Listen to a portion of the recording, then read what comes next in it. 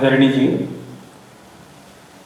आपने आज अपने वक्तव्य में जो भी आपने कहा है, इतना टेक्निकल बातें कही हैं, ये सब बातें मैं पहले भी सुनता रहा हूँ, पढ़ाई के माध्यम से, कहीं और लोगों के माध्यम से।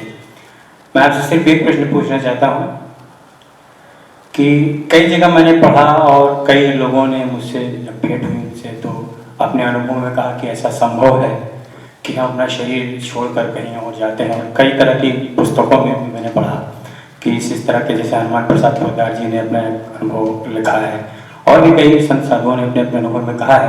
मैं आपसे सिर्फ एक साधारण सा प्रश्न पूछना चाहता हूँ। आपने जो आज इतनी टेक्निकल बातें कही हैं, यद्यपि मुझे अभी तक पूरी तरह से इस पर कभी विश्वास नहीं रहा। आपके ऊपर इसलिए विश्वास रहता है मुझे क्योंकि आप सारी बातें जो हैं आध्यात्मिक वैज्ञानिक रूप से सच्ची बातें और सही बातें कहते हैं। जैसे शिव जी के ऊपर आपने शिव पार्वती वाले उसमें बोला कि ऐसा कुछ शिव है नहीं जो हिमालय पर हो, वो हमारे आपकी एक निराकार या साकार जिस रूप में आप समझते हैं वो है। बहुत से लोगों से मैंने बात कही व्यक्तिगत रूप से, तो वो नाराज हो गए, कहने लगे कौन ये बात कहता है। मैंने उनसे उलझना उचित नहीं समझा। मैं समझा कि इनकी इतनी समझ नहीं है कि इन सब बातों को समझें। लेकिन आज आपने जो बात बोली है वो बहुत ही अच्छी बातें बोली हैं, टेक्निकल बातें बोली। मैं सिर्फ बहुत ज्यादा न कहकर इतना बोलना चाहता हूँ कि क्या आपने स्वयं कुछ ऐसा अनुभव किया है या किसी ऐसे व्यक्ति से मिले हैं जो बाहर अपना शरीर छोड़कर वास्तव में गया है? कहने को तो बहुत सी बातें हैं, कहने को तो बहुत कुछ लोग कह देते हैं, साधु संत महात्मा कह देते हैं। पायलट बाबा से मेरी मुलाकात बचपन में, उन्होंने भी बताया कि मैं ऐसा ऐसा हिमालय 15 में घूमता रहा और शिव जी को मैंने देखा। ऐसे तो बहुत सी उन्होंने बातें व्यक्ति रूप से मुझे बताई, मेरे तरफ आए थे, धर्मशाला में थे। लेकिन आज आप बताइए, क्योंकि मुझे आपके ऊपर अथाह श्रद्धा भी है और आपकी सारी बातें मुझे सच लगती है, क्योंकि आपकी सारी बातें सत्य के ज्यादा करीब होती हैं, बिना कुछ एक बनाए हुए। तो आप बताइए कि ऐसा आपने अनुभव नहीं किया है या आप भी कभी आपने भी स्वयं ऐसा आपने किया है या किसी और ने भी सच में आपको बताया है? बस इतना मैं जानना चाहता हूँ। इसकी बिल्कुल सटीक बात हम करते हैं, ज़्यादा उलझाए बिना। पहली चीज़ तो कि जो लोग ऐसी बातें कहते हैं कि मैं हिमालय गया और मेरी शिव जी से मुलाकात हो गई, तो मेरी कृष्ण भगवान से मुलाकात हो गई, तो इंद्र का ऐरावत आ गया था, उस पे इंद्र जी हमको बिठा के ले गए, फिर वहाँ हमको मिल्क शेक पिलाया, या तमाम तरह की बातें ऐसे लोग कह सकते हैं।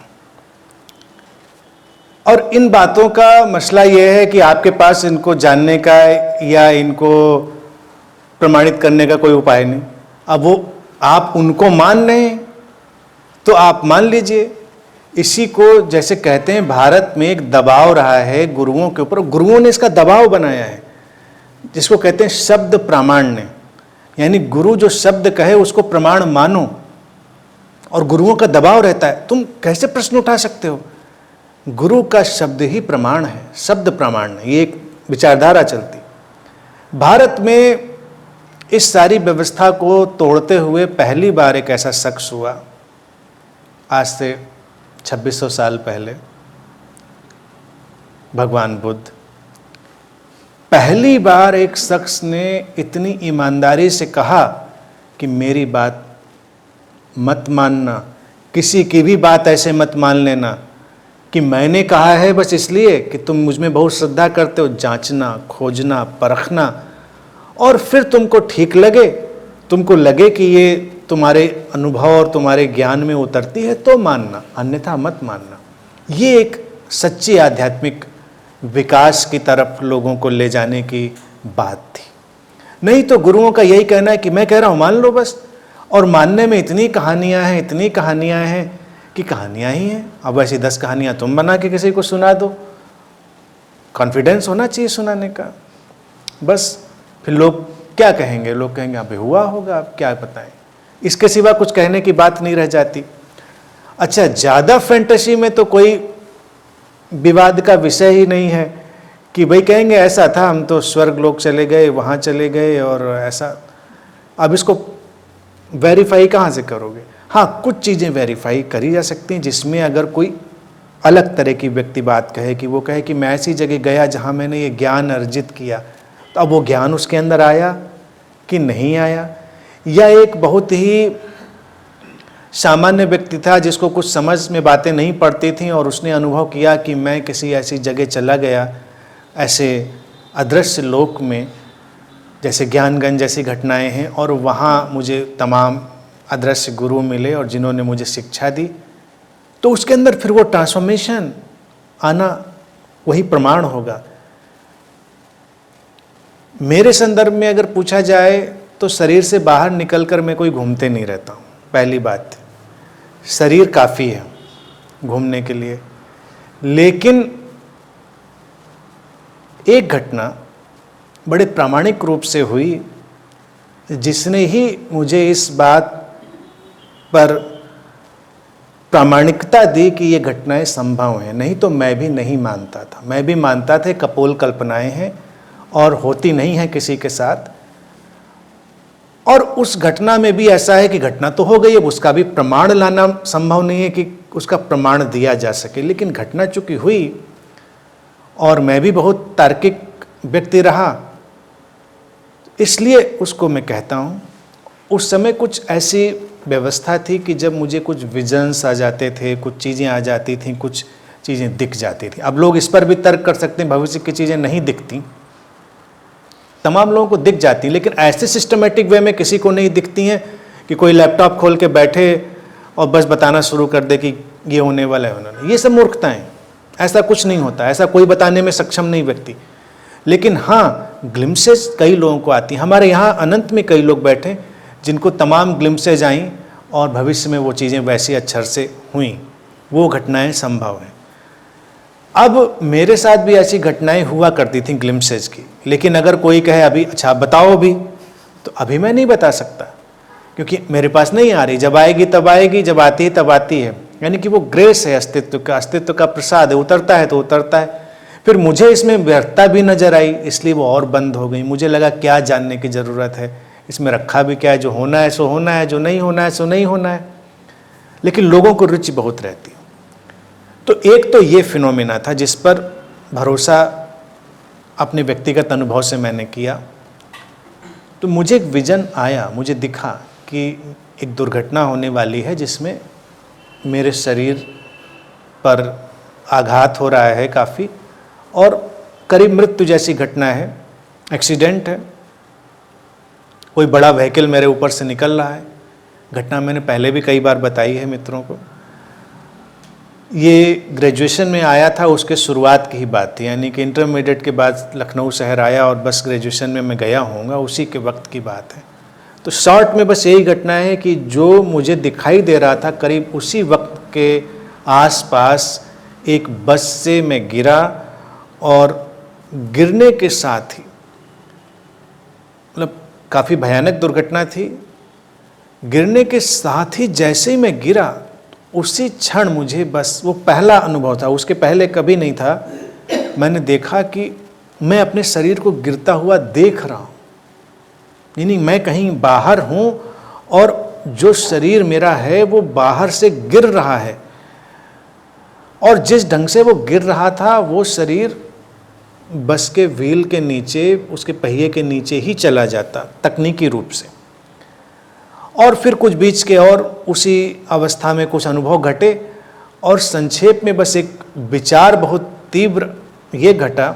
एक तो स्वीकार घटा कि गिर रहा है, गिरने दो, यानी कट रहा है कट जाने दो, अपना क्या जाता है।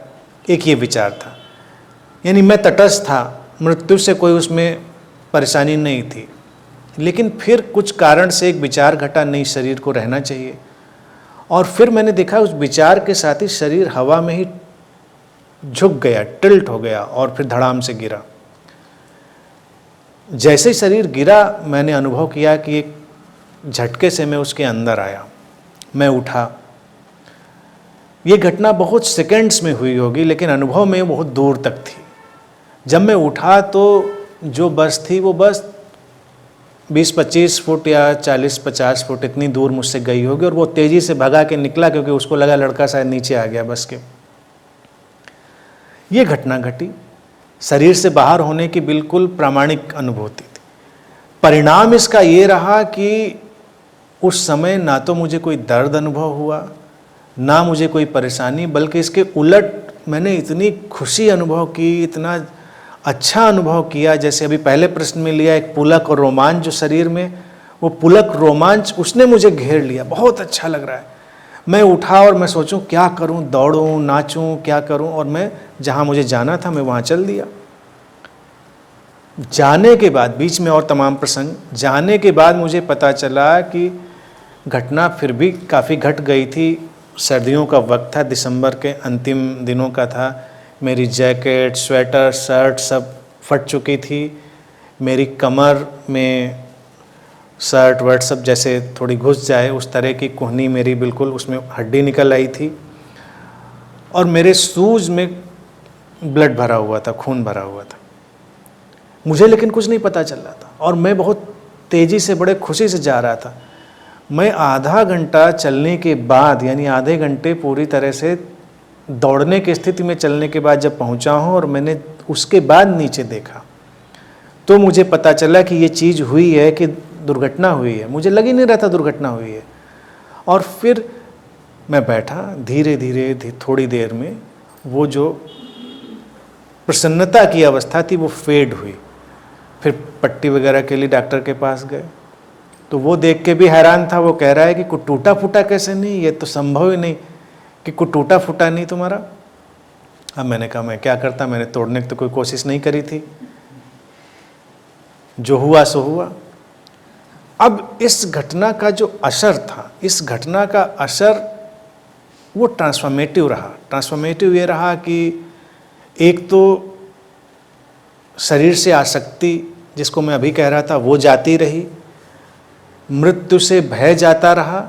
और दूसरी चीज़ जिसको मैंने आज तक लोगों को सिखाया और समझाया है, और आज भी मैं उसको सिखा और समझा रहा हूँ, जिसका मैंने प्रैक्टिकल एक्सपीरियंस उस दिन किया, कि विचार की ताकत, हमारे विचार की कितनी बड़ी शक्ति है, इसको हमें समझना चाहिए। क्योंकि उस क्षण बस एक विचार की मुझे अभी रहना चाहिए, और शरीर व्हील के नीचे जाते जाते मैं देख रहा हूँ टिल्ट हो गया, यानी मैं बचा। तो विचार की जो शक्ति है बहुत व्यापक है। अब ये इतने में ही नहीं कि विचार की शक्ति ऐसे कोई लगाए ऐसी घटनाओं में, वो तो हर जगह लागू होती। जितने स्पष्ट सधे हुए विचार जैसे अपने जीवन को दिशा देने के विचार और जीवन को बदलेंगे। तो ये घटना प्रामाणिक रूप से हुई। इसलिए मेरा इसमें क्राइटेरिया, इसीलिए चूँकि मैं क्रिटिकल व्यक्ति था, मैं कोई विश्वासी व्यक्ति तो था नहीं, तो दोनों चीज़ें हुई मेरे साथ पैरेलल। एक तो कि घटना होती है, और दूसरी ये कि अगर घटना होती है तो वो ट्रांसफॉर्मेशन लाती, रूपांतरण लाती है। आप वैसे के वैसे नहीं रहते, आप बदल जाते हैं। अगर आप नहीं बदलते तो घटना फिर काल्पनिक होगी, झूठी होगी। ये चीज़